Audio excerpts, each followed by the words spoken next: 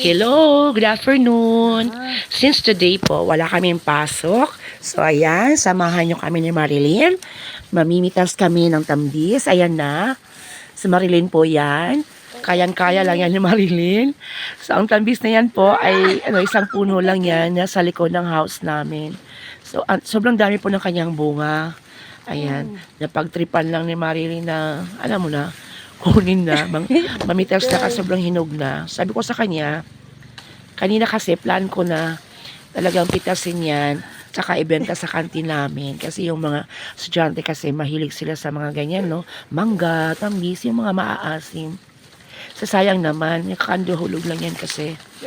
So, sabi ko sa kanya, sige, mamitas ka na rin. Sayang naman kasi. Ayan na, abot na abot niya. Sa house namin may mangga, ayan, mangga. Yatabi niya yung tambis.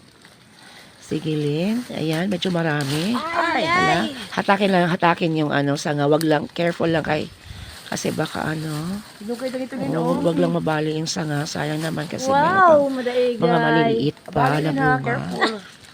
Ayan, ang pula-pula. Okay, ayan. Dahan-dahanin lang, Marilyn. Okay.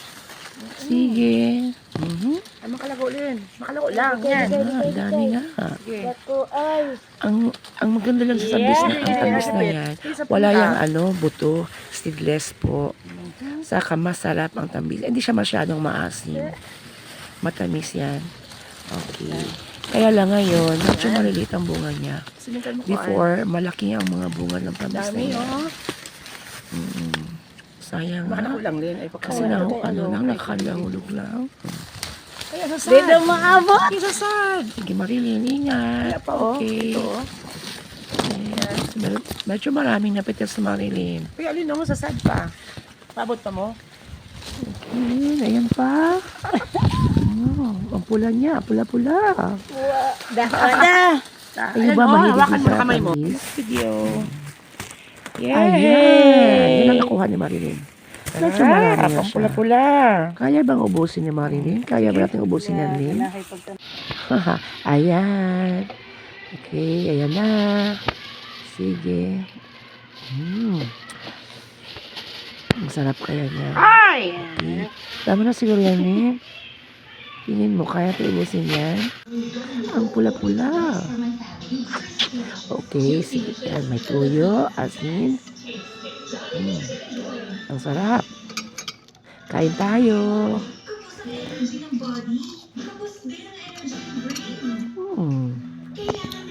Sarap. Kaya po. Kain tayo. Diba? Gustong-gusto nila yung mais sili. Kailangan ako, ayaw ko ng mais sili. Sinisipon kasi ako. Pag masyadong may maanghang. Pag masyadong maanghang. Kasi hindi. Kain tayo po, tambis.